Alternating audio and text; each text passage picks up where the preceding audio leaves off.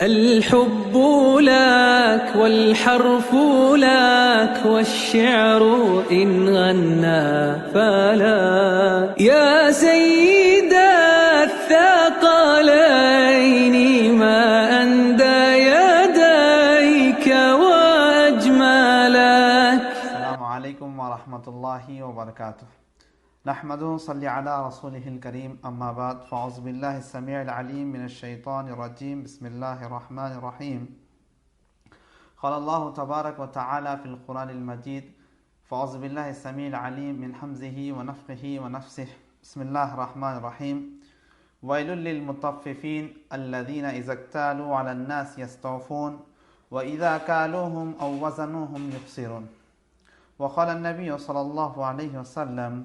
أن النبي صلى الله عليه وسلم مر على صبرة الطعام فأدخل يده فيها فنالت أصابعه بلبلة فقال ما هذا يا صاحب الطعام؟ قال أصابته السماء يا رسول الله صلى الله عليه وسلم. قال أفلا جعلته فوق الطعام كي يراه الناس؟ من غش فليس منا وفي رواية من غشنا فليس منا. وقال النبي صلى الله عليه وسلم أيضا قال وعن جابر رضي الله تعالى عنه قال رسول الله صلى الله عليه وسلم إن أحبكم إلي وأقربكم مني مجلسا يوم القيامة أحاسنكم أخلاقا. رواه الترمذي. ہر قسم کی تعریف و توصیف، کبریائی و بزرگی اس وحدہ لا شریک کے لائق و زیبا ہے جس نے ہم تمام کو اس دنیا میں اشرف المخلوقات بنا کر پیدا کیا. ساتھ ہی انگنت درود و سلام نازل ہو تمام انبیاء علیہم السلام پر، بالخصوص میرے اور آپ کے آخری نبی جناب محمد رسول اللہ صلی اللہ علیہ وسلم پر، جن کی کوششوں سے آج ہم اپنی زندگی اسلام کے سائے میں بسر کر رہے ہیں. محترم ناظرین، اللہ تبارک و تعالیٰ نے ہم انسانوں کو اس دنیا میں پیدا کر کے بھیجنے کے بعد ہماری رشد و ہدایت کے لیے اس دنیا میں اللہ تبارک و تعالیٰ نے انبیاء اور رسولوں کو اس دنیا میں بھیجا تاکہ صرف اور صرف ہماری ہدایت اور ہمیں صحیح راستہ دکھلانے کے لیے. اور اسی طرح اللہ تبارک و تعالیٰ نے ان نبیوں میں سے چند انبیاء علیہ السلام کو اپنی طرف سے کتابیں نازل کیں، اور ان کتابوں میں سے، ان نبیوں میں سے آخری نبی میرے اور آپ کے آخری نبی جناب محمد رسول اللہ صلی اللہ علیہ وسلم ہیں. اور ان کتابوں میں سے جو اللہ کے رسول صلی اللہ علیہ وسلم یعنی محمد صلی اللہ علیہ وسلم کو جو کتاب دی گئی وہ قرآن مجید ہے. اور اس کتاب میں اور اللہ کے رسول صلی اللہ علیہ وسلم کی تعلیمات کو اگر دیکھیں گے تو اللہ تبارک و تعالیٰ، اللہ کے رسول صلی اللہ علیہ وسلم نے ہمیں اس دنیا میں زندگی بسر کرنے کا مکمل طریقہ بتلایا. چاہے اس زندگی میں انفرادی طور پہ معاملات ہوں، اجتماعی طور پر معاملات ہوں، یا گھر کے خانداری معاملات ہوں، ہر قسم کے ہر شعبے میں شریعت اسلامیہ نے ہمیں رہنمائی کی ہے. اور اسی طرح ان تعلیمات میں سب سے اہم تعلیم جو اللہ کے رسول صلی اللہ علیہ وسلم نے بس بے جگہ بہت سارے جگہ اللہ کے رسول صلی اللہ علیہ وسلم نے ہمیں متنبہ کیا ہے، بتلایا ہے. یہاں تک کہ اللہ کے رسول صلی اللہ علیہ وسلم نے فرمایا انما بعثت لاتمم مکارم الاخلاق. اور اسی طرح میں نے آپ کے سامنے ایک حدیث ارشاد فرمائی جس میں اللہ کے رسول صلی اللہ علیہ وسلم فرماتے ہیں کہ ان احبکم الی واقربکم منی مجلسا یوم القیامہ. قیامت کے دن میرے پاس سب سے زیادہ محبوب اور قریب انسان تم میں کا وہ بندہ ہوگا جس کے اخلاق اچھے ہوں. اور اسی طرح اور ایک جگہ حضرت عائشہ رضی اللہ تعالیٰ ام المؤمنین حضرت عائشہ رضی اللہ تعالیٰ عنہا سے پوچھا گیا کہ اللہ کے رسول صلی اللہ علیہ وسلم کے اخلاق کیسے تھے؟ تو جواب ملا کہ کان خلقہ القرآن. اللہ کے رسول صلی اللہ علیہ وسلم کے اخلاق بالکل قرآن مجید کے جیسے تھے. انہیں قرآن مجید کی جس طرح تعلیمات پاک و صاف شفاف ہیں، اسی طرح اللہ کے رسول صلی اللہ علیہ وسلم کے اخلاق میں بالکل پاک و صاف تھے. یہاں تک کہ اللہ کے رسول صلی اللہ علیہ وسلم کو कुफ्फार मक्का, इस्लाम और मुसलमानों के दुश्मनान और अल्लाह के रसूल अल्लाह के नबी जनाब मोहम्मद रसूलुल्लाह सल्लल्लाहु अलैहि वसल्लम के जानी दुश्मन भी अल्लाह के रसूल सल्लल्लाहु अलैहि वसल्लम को सादिक और अमीन के लक़ब से पुकारते थे। सुभान अल्लाह। अल्लाह के रसूल सल्लल्लाहु अलैहि वसल्लम के अखलाक बिल्कुल आला हद दर्जे के आला क़िस्म के दर्जे के अखलाक थे। अल्लाह के रसूल सल्लल्लाहु अलैहि वसल्लम नबी बनाए जाने से पहले भी अल्लाह के रसूल सल्लल्लाहु अलैहि वसल्लम के अखलाक बिल्कुल आला थे, और उसी तरह नबी बनाए जाने के बाद अल्लाह के नबी करीम सल्लल्लाहु अलैहि वसल्लम के अखलाक सबसे ज़्यादा और आला थे। यहाँ तक कि अबू लहब जैसा जानी दुश्मन अल्लाह के रसूल सल्लल्लाहु अलैहि वसल्लम के बचपन में ही कहता है कि ये बच्चे का जो है मुस्तकबिल बहुत रोशन होने वाला है, क्योंकि इसके अखलाक बहुत ज़्यादा और आला और अहसन तरीके के अखलाक हैं। सुभान अल्लाह। हाज़रीन, ऐसे नबी के हम उम्मती हैं, तो हम उम्मती को चाहिए कि जिस तरह अल्लाह के रसूल सल्लल्लाहु अलैहि वसल्लम हमें इस दुनिया में ज़िंदगी बसर करने को कहे हैं, जिस तरह हमें तालीमात दिए हैं, उन तालीमात को उनके बतलाए हुए तरीक़े पर हम ज़िंदगी गुजारेंगे। अगर कोई बंदा इन तालीमात पर अमल करते हुए ज़िंदगी बसर करता है तो अल्लाह तबारक व तआला इसको इस दुनिया में भी कामयाब करेंगे, और कल आने वाली जो ज़िंदगी अबदी ज़िंदगी है उसमें भी अल्लाह तबारक व तआला कामयाब करेंगे, और अल्लाह रब्बुल आलमीन अपने फ़ज़ल और करम से जो बनाई हुई जन्नत, जो अल्लाह तबारक व तआला की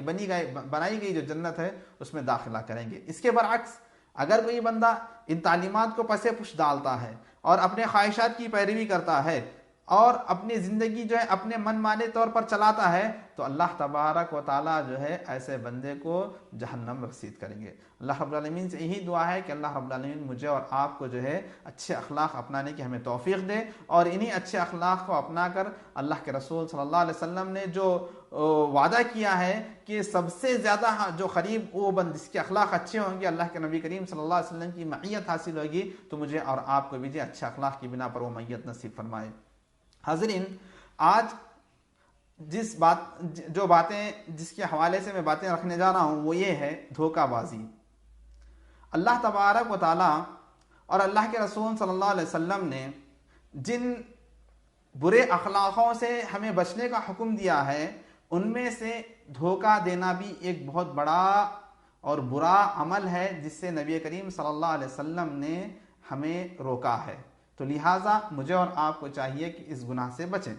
हम में से हर एक शख्स को मालूम है कि धोखा देना कितना बड़ा गुनाह है, कितनी बुरी बात है, और चाहे वो इनफरादी तौर पर एक बंदे को धोखा दिया जा रहा हो या इज्तिमाई तौर पर किसी जमात को, किसी घर को, किसी ख़ानदान को, किसी मुआशरे को, किसी एक पूरे तबक़े को जो धोखा दे रहा, किसी भी हालत में जो है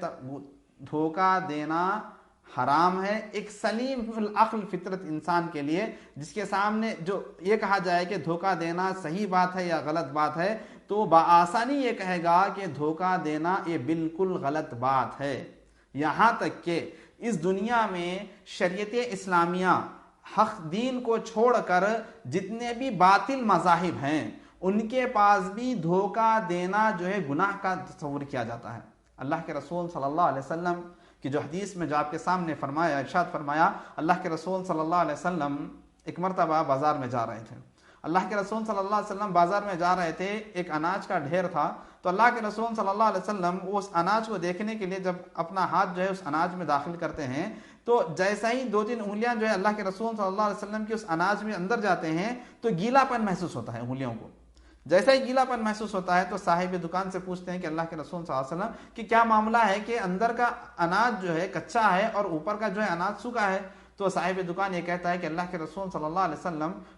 बारिश आई थी जिसकी वजह से मेरा अनाज कच्चा हो गया था, अगर मैं ऐसे ही कच्चे अनाज को सामने रखता तो कोई खरीदार जो है इसको नहीं खरीदता, लिहाजा मैंने उसके ऊपर सूखा अनाज डाला है। तो अल्लाह के रसूल सल्लल्लाहु अलैहि वसल्लम फरमाते कि आई अच्छा होता तुम अपने कच्चे अनाज को जो है जाहिर करते ताकि लोग देखें। फिर उसके बाद अल्लाह के रसूल सल्लल्लाहु अलैहि वसल्लम फरमाते हैं मन गश्शना, याद रखिए अल्फाज देखिए अल्लाह के रसूल सल्लल्लाहु अलैहि वसल्लम के, मन गश्शना, जो हम में का जो बंदा धोखा देता है, फलैसा मिन्ना, तो वो हम में से नहीं है, हम मुसलमानों में से नहीं है।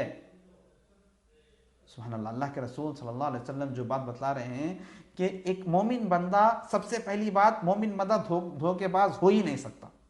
सबसे पहली चीज, मोमिन बंदा धोखेबाज हो ही नहीं सकता। अगर कोई मोमिन बंदा اپنے آپ کو کلمہ شہادت کا اقرار کرتا ہے، اپنے آپ کو مسلمان کہتا ہے، پھر بھی دھوکے بازی کر رہا ہے، دھوکہ دے رہا ہے، سامنے والے کو دھوکہ دے رہا ہے، تو وہ مسلمانوں کے صف سے خارج ہوتا ہے۔ اللہ کے رسول صلی اللہ علیہ وسلم جو فرماتے ہیں فلیس منا، ہم مسلمانوں کے صف سے جو ہے وہ بالکل خارج ہو کر نکل جائے گا۔ تو لہٰذا بہت ہی خبیث اور بہت ہی برا عمل ہے دھوکہ دینا۔ اور اسی طرح آج ہم اپنے معاشرے میں دیکھیں گے دھوکہ ایک عام بات ہو گئی ہے، اور یہاں تک کہ اکثر حضرات دھوکے کو گناہ ہی تصور نہیں کرتے، خاص کر وہ حضرات جو تجارت میں ہیں، کاروبار میں لگے ہوئے ہیں، جن کی جو تاجر ہیں، تاجر طبقہ دھوکے کو گناہ ہی تصور نہیں کرتا، الا ماشاءاللہ اللہ رب العالمین کے بعد ایسے بھی بندے ہیں جو بالکل جو ہے دھوکہ دینے سے پرہیز کرتے ہیں، جھوٹ بولنے سے پرہیز کرتے ہیں، سچ بات کر کے کاروبار کرتے ہیں، حلال روزی روٹی جو ہے تلاش کرنے کی کوشش کرتے ہیں اور اسی میں لگے رہتے ہیں۔ تو اللہ تبارک و تعالیٰ ایسے لوگوں کی تجارت میں برکت بھی دیتا ہے۔ اور جب ہم تاجر حضرات کو، کاروباری لوگوں کو جب ہم سمجھاتے ہیں کہ دیکھو دھوکہ دینا حرام ہے، جھوٹ بولنا حرام ہے، تو فوراً جو ہے یہ کہتے ہیں کہ اگر ہم دھوکہ نہ دیں، اگر ہم جھوٹ نہ بولیں تو ہمارا پورا تجارت جو ہے ٹھپ پڑ جائے گا، تجارت نہیں کر سکتے، یہ ناممکن بات ہے۔ ذرا غور کیجئے، اللہ کے رسول صلی اللہ علیہ وسلم اور اللہ کے رسول صلی اللہ علیہ وسلم کے صحابہ کرام رضی اللہ عنہم اجمعین، ان میں سے اکثر لوگ تاجر تھے۔ اللہ کے رسول صلی اللہ علیہ وسلم بھی ایک تاجر تھے، صحابہ کرام رضی اللہ عنہم اجمعین کا اکثر طبقہ جو ہے تاجر تھا، لیکن کسی بھی صحابی رسول نے، کسی بھی اللہ کے رسول صلی اللہ علیہ وسلم نے، اللہ کے رسول صلی اللہ علیہ وسلم نے اور اللہ کے رسول صلی اللہ علیہ وسلم کے صحابی رسول نے کبھی کسی کو دھوکہ نہیں دیا، کبھی کسی سے جھوٹ نہیں بولا، اسی لیے وہ ایک کامیاب تاجر تھے، اور اللہ کے رسول صلی اللہ علیہ وسلم اور صحابہ اکرام رضی اللہ عنہم اجمعین کی تجارت میں اللہ تبارک و تعالیٰ نے ہر درجے کی برکت عطا کی تھی۔ لیکن آج ہمارے معاشرے میں اگر آپ تاجر حضرات کو دیکھیں گے، وہ بہت سارے کماتے ہیں، دھوکہ دے کر، جھوٹ بول کر بہت سارا پیسہ، مال، دولت کماتے ہیں، لیکن اگر ہم ان کی زندگی میں دیکھیں گے، ان کی نجی زندگی میں دیکھیں گے، ان کی فیملی میں دیکھیں گے، اور ایسے مسئلے مسائل ان کے درپیش ہوتے ہیں، ایسے مسئلے مسائل وہ سامنا کر رہے ہوتے ہیں جس میں ان کو کسی بھی قسم کا سکون، اطمینان، برکت کچھ بھی نہیں ہوتی۔ اگر کوئی بندہ حلال روزی تلاش کرتا ہے اور کماتا ہے، اپنے گھر والوں کو بھی حلال روزی کھلاتا ہے، تو اللہ تبارک و تعالیٰ جو ہے ایسے بندے کی تجارت میں، ایسے بندے کی زندگی میں برکت عطا کرتے ہیں۔ اگر کوئی بندہ کسی کو دھوکہ دے کر کماتا ہے، کسی دھوکہ دے کر مال و دولت کو، روزی روٹی کماتا ہے، تو اللہ تبارک و تعالیٰ ایسے بندے کی زندگی سے پہلے برکت کو چھین لیتے ہیں، سکون و اطمینان کو چھین لیتے ہیں۔ اگر کسی کی زندگی کے اندر سے برکت کو چھن جائے تو وہ دنیا کی ساری نعمت کما کر بھی کچھ بھی فائدہ حاصل ہونے والا نہیں ہے۔ اور رہا مسئلہ یہ تجارت و کاروبار کا، تو لہٰذا مجھے اور آپ کو چاہیے کہ ہم میں سے جو لوگ تجارت و کاروبار کرتے ہیں، تجارت کرتے ہیں، تو ہم دھوکہ دینے سے پرہیز کریں، جھوٹ بولنے سے پرہیز کریں۔ دیکھیے، اگر کوئی بندہ دھوکے باز ہے، ایک بندہ کسی دوسرے بندے کو دھوکہ دے رہا ہے، تو اس دھوکہ دینے میں سب سے زیادہ کس چیز کا سہارا لیتا ہے؟ جھوٹ بولنے کا سہارا، جھوٹ بولنے کا سہارا، کیونکہ جھوٹ بولے بنا سامنے والے کو دھوکہ نہیں دے سکتے۔ اور اپنے لیے یہ دوسری بات ہے، سب سے پہلی بات، جو جھوٹ بول کر ہم دھوکہ دیتے ہیں تو دھوکہ دینا ایک بہت بڑا گناہ ہے، اس کے ساتھ ساتھ جو ہے جھوٹ بولنا اور بہت بڑا گناہ ہے۔ اللہ کے رسول صلی اللہ علیہ وسلم، اللہ تبارک و تعالیٰ قرآن مجید میں صاف الفاظ میں فرماتے ہیں لعنت اللہ علی الکاذبین، اللہ تبارک و تعالیٰ جھوٹ بولنے والوں پر اپنی لعنت بھیجتے ہیں۔ اعوذ باللہ، اللہ تبارک و تعالیٰ جو ہے، اگر ہم قرآن مجید اور حدیث رسول اللہ صلی اللہ علیہ وسلم کا مطالعہ کریں گے، اتنی سخت وعید شاید ہی کسی دوسرے گناہوں کے عوض اللہ تبارک و تعالیٰ بیان کیے ہیں، لیکن جھوٹ بولنے والے کو بہت سخت جو ہے وعید سنائی، وہ کیا ہے؟ فلعنت اللہ علی الکاذبین، کہ جھوٹوں پر جو ہے اللہ تبارک و تعالیٰ کی لعنت ہے، نعوذ باللہ۔ اسی طرح ایک مشہور واقعہ اللہ کے رسول صلی اللہ علیہ وسلم کے زمانے کا، ایک آدمی آتے ہیں، ابھی وہ اسلام قبول نہیں کیے ہوتے ہیں، وہ آتے ہیں کہ اللہ کے رسول صلی اللہ علیہ وسلم کے پاس آ کر یہ کہتے ہیں کہ اللہ کے رسول صلی اللہ علیہ وسلم، میرے اندر بہت سارے گناہ ہیں، بہت سارے گناہ ہیں، شراب نوشی کرتا ہوں، زنا کرتا ہوں، چوری کرتا ہوں، جھوٹ بولتا ہوں۔ اللہ کے رسول صلی اللہ علیہ وسلم، یہ بہت بڑے بڑے گناہ میرے اندر ہیں اور میں ان چیزوں کا عادی ہو گیا ہوں، لہٰذا آپ جو ہے مجھے ان چاروں چیزیں چھوڑنے کا نہ کہیں، بلکہ اس میں سے کسی ایک کی اجازت دیں، کسی ایک کو چھوڑنے کا کہیں، لیکن اس کے بدلے جو ہے میں اسلام قبول کروں گا۔ تو اللہ کے رسول صلی اللہ علیہ وسلم پہلے جو ہے اس کو کلمہ شہادت کا اقرار کرتے ہیں، اور کہنے کا یہ کہتے ہیں کہ آپ کیا کیا گناہ کرتے ہیں۔ وہ کہتے ہیں کہ میں شراب پیتا ہوں، چوری کرتا ہوں، زنا کرتا ہوں اور جھوٹ بولتا ہوں۔ تو اللہ کے رسول صلی اللہ علیہ وسلم جو ہے اس بندے کو یہ کہتے ہیں، صاحب رسول کو یہ کہتے ہیں کہ آپ جو ہے جھوٹ بولنا چھوڑ دو۔ اور اس حدیث میں جو ہے لمبی تفصیل واقعہ ہے، اس حدیث میں محدثین اکرام یہ کہتے ہیں کہ وہ بندہ جو ہے جھوٹ بولنے کی چھوڑنے کی وجہ سے تمام جو ہے گناہوں سے جو ہے دور رہا اور اچھے اخلاق والا بنا۔ تو لہٰذا مجھے اور آپ کو چاہیے کہ ہم جھوٹ سے پرہیز کریں، اور اسی طرح بہت سخت وعید آئی ہے جھوٹے لوگوں پر، جیسا کہ میں آپ کے سامنے بتلایا۔ اور اسی طرح اللہ کے رسول صلی اللہ علیہ وسلم قیامت کی نشانیوں میں سے ایک نشانی یہ بھی بتلائے ہیں کہ قیامت کے قریب لوگ جو ہے نیک لوگ مشہور ہوں گے۔ قیامت کے قریب نیک لوگ مشہور ہوں گے۔ اللہ کے رسول صلی اللہ علیہ وسلم کے زمانے میں نیک لوگ مشہور نہیں ہوا کرتے تھے۔ آج ہمارے طبقے میں، ہمارے معاشرے میں نیک لوگ بالکل مشہور ہو جا رہے ہیں۔ اس کا سب سے بڑا فرق یہ ہے کہ اللہ کے رسول صلی اللہ علیہ وسلم کے زمانے میں اللہ کے رسول صلی اللہ علیہ وسلم، صحابہ اکرام رضی اللہ عنہم اجمعین، جو اعلیٰ درجے کا ایمان رکھنے والے، مضبوط ایمان رکھنے والے، پکا ایمان رکھنے والے، ان کے دور میں جو ہے نیک لوگ زیادہ مشہور نہیں ہوں گے۔ قیامت کے قریب جو ہے نیک لوگ مشہور ہوں گے۔ تو اس کا مطلب یہ ہے کہ اللہ کے رسول صلی اللہ علیہ وسلم اور صحابہ اکرام رضی اللہ عنہم اجمعین کے دور میں تمام لوگ جو ہے نیک ہوا کرتے تھے، جس کی وجہ سے کوئی جو یہ نہیں کہتا تھا کہ فلاں بندہ نیک ہے، فلاں بندہ نیک ہے، فلاں یہ کام ہے، فلاں عبادت گزار ہے، فلاں صدقہ دیتا ہے، صدقہ خیرات کرتا ہے، فلاں روزے رکھتا ہے۔ اس طرح کی بات نہیں ہوا کرتی تھی، بلکہ اس زمانے میں اگر کوئی بندہ جو ہے کسی ایک گناہ میں ملوث ہوتا تو پورے لوگوں میں بات پھیل جاتی کہ فلاں بندہ جو ہے چوری کرنے والا ہے، فلاں بندہ شراب نوشی کرنے والا ہے، فلاں بندہ جو ہے زناکاری کرنے والا ہے، نعوذ باللہ۔ اس طرح کے جو ہے اقوال جو ہے مشہور ہو جاتے۔ اور آج کے زمانے میں اگر کوئی بندہ دھوکہ نہیں دیتا، کاروباری بندہ ہے، مارکیٹ میں جو رہ رہا ہے اور کسی سے دھوکہ نہیں دیتا، کسی کو جھوٹ نہیں بولتا، تو پورے مارکیٹ میں مشہور ہو جاتا ہے کہ فلاں بندہ جو ہے دھوکہ نہیں دے گا۔ اسی لیے اللہ کے رسول صلی اللہ علیہ وسلم فرمائے تھے کہ کل قیامت کے دن، قیامت جب قریب آئے گی، اس کی نشانیوں میں سے ایک نشانی یہ بھی ہے کہ نیک لوگ بہت مشہور ہو جائیں گے۔ اگر آج ہمارے مارکیٹ میں جو ہے، ہمارے کاروباری حضرات میں جو ہے اگر کوئی بندہ دھوکہ نہیں دیتا ہے، جھوٹ نہیں بولتا ہے، تو بالکل وہ پورے لوگوں کی زبانوں پہ پھیل جاتا ہے کہ فلاں بندہ جھوٹ نہیں بولتا، فلاں بندہ جو ہے دھوکہ نہیں دیتا۔ تو لہٰذا یہ بھی ایک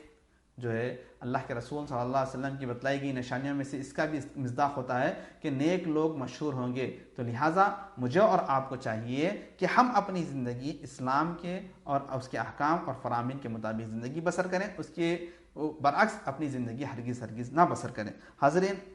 اور اسی طرح ہم دیکھیں گے اللہ کے رسول صلی اللہ علیہ وسلم اور صحابہ اکرام رضی اللہ عنہم اجمعین کی زندگی میں دیکھیں گے تو اللہ کے رسول صلی اللہ علیہ وسلم کی جو تعلیمات کو سامنے رکھ کر صحابہ اکرام رضی اللہ عنہم اجمعین اپنی جو زندگی بسر کرتے تھے، ایسے بہت سارے واقعات ہمیں ملیں گے جہاں پر جو ہے صحابہ اکرام رضی اللہ عنہم اجمعین اپنی مال دولت، اپنی ہر چیز کو لٹانے کے لیے تیار ہوتے، صرف اور صرف شریعت اسلامیہ کے احکام اور فرامین پر عمل کرنے کے لیے۔ اور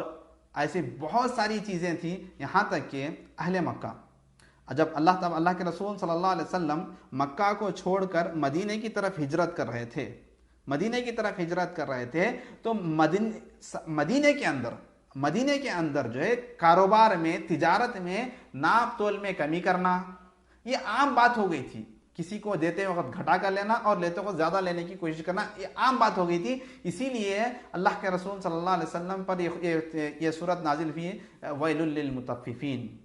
سورہ مطففین کی جب صورت کی نازل ہوئی تو اس میں کی سب سے بڑی نزول یہ وجہ یہی تھی کہ اس وقت جو ہے ناپ تول میں کمی زیادتی کرنا یہ عام بات ہو گئی تھی۔ جیسا یہ صورت نازل ہوئی تو صحابہ اکرام رضی اللہ عنہم اجمعین جو ہے اس بڑی اور قبیح عمل سے جو ہے دور رہنے لگے۔ تو حاضرین، ایسے بہت سارے چیزیں ہیں جو اس کے ضمن میں آتے ہیں۔ تو لہٰذا ہم صرف کاروبار ہی میں جو ہے دھوکہ دینے سے، دھوکے بازی کرنے سے بچنا، ایسی بات نہیں، بلکہ زندگی کے ہر شعبے میں، زندگی کے ہر حصے میں جو ہے جہاں پر دھوکہ دیا جا سکتا ہے تو ایسی جگہ سے پرہیز کرنا۔ اور دوسری بات جو ہمارے معاشرے میں بہت مشہور ہے، بہت عام بات ہوئی ہے، کہ ایک لڑکا اور ایک لڑکی کا جب رشتہ ہو رہا ہے، چاہے وہ لڑکا ہو یا لڑکی ہو، جب اس کا رشتہ ہو رہا ہے تو جب اس کی تفتیش یعنی پوچھ گچھ کے لیے کوئی بندہ جو ہے آ کر آپ سے سوال کرتا ہے، تو لہٰذا آپ کو چاہیے کہ آپ جو ہے حق بیانی سے کام لیں، حق بیانی سے کام لے۔ ایسا نہیں ہے کہ فلاں بندے کو تکلیف دینے کے لیے، فلاں بندے کو پھنسانے کے لیے، فلاں بندے کو نقصان پہنچانے کے لیے ہم جھوٹ بولیں۔ یعنی مثال کے طور پر ایک لڑکی والے ایک لڑکے کا رشتے کے بارے میں فلاں زید کے بارے میں پوچھنے آ رہے ہیں کہ بھائی زید یہ بندہ آپ کے علاقے کا رہنے والا ہے، آپ کے گھر کے بازو کا رہنے والا ہے، اس بندے کے اخلاق و عادت کیسے ہیں؟ تو آپ فوراً یہ کہہ دے رہے ہیں کہ بھائی بہت نمازی بندہ ہے، بہت صدقہ و خیرات کرنے والا بندہ ہے، روزہ دار بندہ ہے، بہت نیک بندہ ہے، حالانکہ وہ ایک بھی نماز کو نہیں آتا مسجد میں، اس کے باوجود بھی تم جو ہے اس کی غلط بیانی کر رہے ہیں اور اس کو ان باتوں کو سامنے رکھ کر جو ہے لڑکی والے رشتے کو آگے بڑھاتے ہیں اور دیتے ہیں، تو آخر اس کا نتیجہ یہ نکلتا ہے کہ وہ بددین نکلتا ہے۔ تو اگر آپ اس وقت جو ہے صحیح مشورہ دیتے ہیں، تو آپ دھوکہ دہی سے کام نہیں لیتے، تو اس لڑکی کی زندگی خراب نہیں ہوتی تھی۔ تو لہٰذا بتلانا مقصد کیا ہے، زندگی کے ہر وہ شعبہ جس میں دھوکہ دہی ہوتا ہے، تو ایسے جگہ سے دھوکہ دینے سے ہمیں پرہیز کرنا چاہیے، کیونکہ دھوکہ دینا بہت بڑا گناہ ہے، یہ پورے معاشرے کو لے ڈوبے گا۔ تو لہٰذا مجھے اور آپ کو چاہیے کہ ہم جھوٹ بولنے سے پرہیز کریں اور دھوکہ دینے سے پرہیز کریں، اور یاد رکھیں جو بندہ دھوکہ دیتا ہے تو گویا منافق اس کے اندر نفاقت کی علامت، یعنی منافق کی علامتیں میں سے ایک علامت اس کے اندر پائی جاتی ہے۔ کیوں؟ اللہ کے رسول صلی اللہ علیہ وسلم کی ایک حدیث ہے جس میں اللہ کے رسول صلی اللہ علیہ وسلم فرماتے ہیں کہ منافق بندے کی 3 علامتیں ہیں۔ سب سے پہلی بات یہ ہے کہ وہ جب وعدہ کرتا ہے تو وعدہ خلافی کرتا ہے، اور جب وہ بات کرتا ہے تو جھوٹ بات بولتا ہے، دوسری علامت۔ تیسری علامت، جب وہ جھگڑا کرتا ہے تو آپس میں جب جھگڑا ہو جاتا ہے کسی بات پر جو ہے وہ گالی گلوچ کرتا ہے۔ تو سب سے پہلی علامت جو اللہ کے رسول صلی اللہ علیہ وسلم نے بتلائی وہ یہ کہ جھوٹ بولنا۔ دیکھو جب بندہ کسی کو دھوکہ دے رہا ہے تو وہ جھوٹ کا سہارا لیتا ہے، اور اسی طرح دھوکہ دیتے وقت وعدہ خلافی بھی کرنا پڑتا ہے۔ تو لہٰذا یہ 2 علامتیں جب اس کے اندر پائی جائیں گی تو نفاق کی ایک علامت اس کے اندر پائی جائے گی۔ تو لہٰذا مجھے اور آپ کو چاہیے کہ ہم اس خبیث عمل سے دور رہیں اور اپنے ماتحین کو بھی دور رکھیں، اور جہاں تک ہو سکے اللہ کے رسول صلی اللہ علیہ وسلم کے بتلائے گئے اپنے حسب طاقت جو ہے اللہ کے رسول صلی اللہ علیہ وسلم کے بتلائے طریقے پر چلیں۔ تو اللہ رب العالمین سے یہی دعا ہے کہ اللہ رب العالمین ہمیں کہی اور سنی باتوں سے زیادہ عمل کرنے والا بنائے، اور ان باتوں کو جو ہے ہم خود سن کر جو ہے عمل کرنے والا بنائے، اور ان باتوں کو دوسروں تک پہنچانے والا بنائے۔ سبحانک اللہم بحمدک، اشہد ان لا الہ الا انت، استغفرک و اتوب الیک۔